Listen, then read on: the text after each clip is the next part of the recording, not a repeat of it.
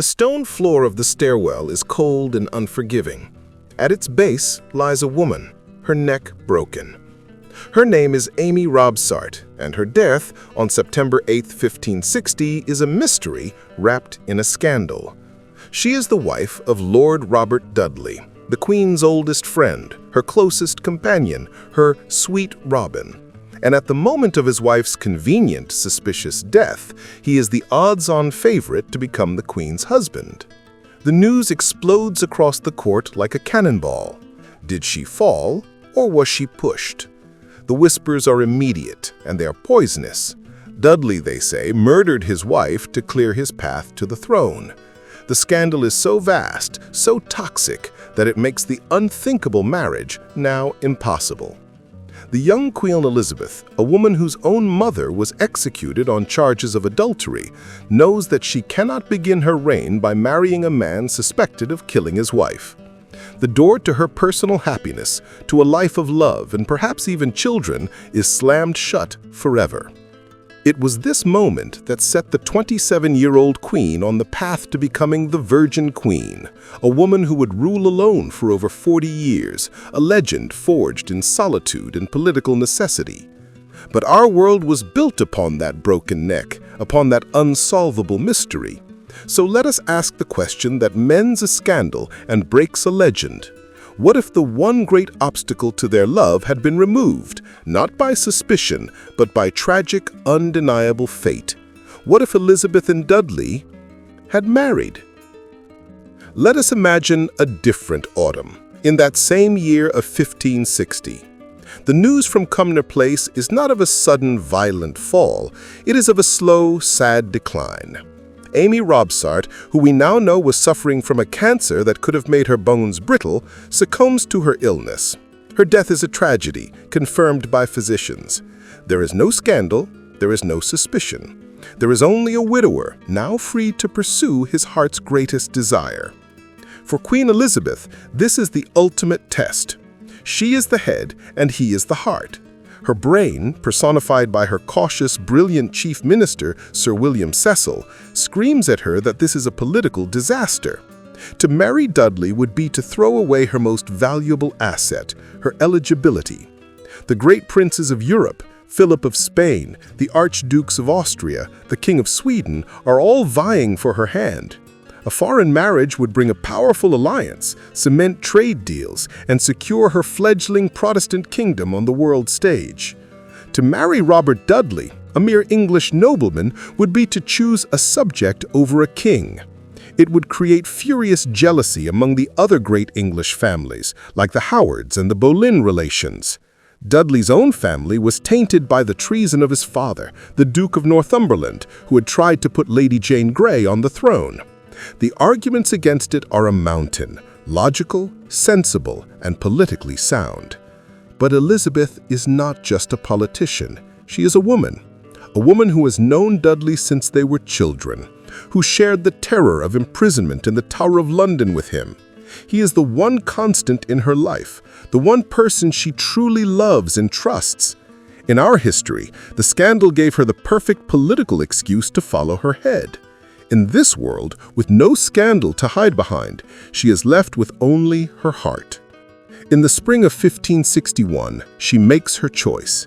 She summons the Privy Council, her face a mask of regal determination, and informs them that she will marry for the good of her realm to secure the succession with a child. And the man she has chosen, her husband and her prince consort, is Robert Dudley. The council chamber explodes in barely concealed fury. William Cecil argues with a passion born of desperation. The Duke of Norfolk, the premier peer of the realm, sees a new man, an upstart, being elevated above him. But they are arguing with a Tudor. Her mind is made up. The wedding is a magnificent affair, a celebration of English love and English power. But beneath the splendor, the court is a snake pit.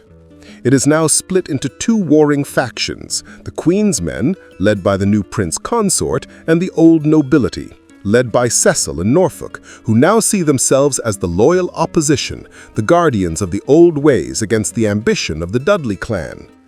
The first few years of the marriage are a tightrope walk. Every appointment, every grant of land is a battle. But then comes the event that changes everything. In 1563, Queen Elizabeth gives birth. The child is not a girl to be disputed and sidelined. It is a healthy, robust boy. Let us name him Henry. The joy is ecstatic. The Tudor succession crisis, the great bleeding wound at the heart of English politics for nearly a century, is over. There is a Protestant male heir. The bells of London ring not for a political victory, but for a biological miracle. The marriage is now unassailable. It has fulfilled its one essential purpose. But in solving one crisis, the marriage creates a host of new ones. First, foreign policy. The great Catholic powers, France and Spain, are horrified. England has not just chosen a Protestant path, it has created a new, secure Protestant dynasty. They see England not as a potential ally to be courted, but as a rogue state to be contained. The long, delicate dance of Elizabeth's diplomacy is replaced by a more openly hostile Cold War. This is fueled by the new prince consort. Robert Dudley was always more aggressive, more ideologically committed to the Protestant cause than Elizabeth. He pushes for a more muscular, interventionist foreign policy. He argues passionately for sending troops and money to aid the Protestant Huguenot rebels in France and the Dutch rebels fighting for their freedom from Spain. Elizabeth, ever cautious, resists at first, but the arguments of her husband, the father of her child, carry a weight that no advisor could ever match. England is drawn deeper and deeper into the religious wars of the continent. Second, the Catholic threat at home. Mary, Queen of Scots, is still a prisoner in England. Her claim to the throne is now vastly diminished by the birth of Prince Henry. But she becomes even more potent a symbol for the Catholic lords of the North, men who despise the Protestant queen and now loathe her upstart Dudley king. The Rising of the North in 1569 still happens, but in this timeline it is a far bloodier and more dangerous affair. It is not just a religious rebellion, it is an aristocratic revolt against the Dudley monarchy. The rebels' goal is to kill Dudley, free Mary, and place her on the throne as regent for the young Prince Henry, whom they would raise as a Catholic. The rebellion is crushed with brutal efficiency, but it hardens the regime. The England of Queen Elizabeth and King Robert becomes a more martial, more paranoid state, a nation that has looked civil war in the face and survived. And what of the court itself? The unique, strange, and brilliant culture of the Elizabethan court is transformed. The cult of the Virgin Queen, with its quasi-religious devotion and its elaborate courtly love rituals, never comes to be. The court is a more conventional place, centered on a royal family. It is a court of the king's men and the queen's men. It is a place of patronage, of family alliances, and of the ever-growing power of the Dudley clan. William Shakespeare still writes his plays in the 1590s, but he writes for a different England. His histories might focus more on the glories of a secure dynasty, like Henry V, rather than the dark anxieties of a kingdom without an heir, like Richard III. His comedies and tragedies are not written for a remote, untouchable virgin queen, but for a royal family. As the years pass, the ruling partnership of Elizabeth and Robert defines the age. She is the strategist, the diplomat, the great mind. He is the man of action, the patron of the arts, the champion of the Protestant cause. They are a team. They argue, they disagree, but they rule together. And what of their son? Prince Henry grows into a young man, the undisputed heir to the throne. He is a new kind of prince, a mix of Tudor cunning and Dudley charisma. He is the future. The Spanish Armada still sails in 1588. Philip of Spain's motivations are even stronger now. He is not just attacking a heretic queen, he is attacking a heretic dynasty, a nation that has been actively funding rebellion in his own territories for decades. But the famous speech at Tilbury is different. It is not a lone queen inspiring her troops with a display of solitary courage. It is a queen and her king, standing side by side, a warrior family defending their realm and their son's inheritance. The victory is just as magnificent, but the legend it creates is that of a royal house, not a singular queen. In the late 1590s, Elizabeth dies after a long and successful reign. The crown passes smoothly, without a single dissenting voice, to her son. He is crowned Henry IX, the first king of the Tudor-Dudley dynasty. Robert Dudley, the boy she met in the Tower, lives to see his own son on the throne of England. The great romance had a happy ending. Elizabeth chose her heart, and she secured her dynasty. She gave England what it always wanted, a king and the son of a king to follow.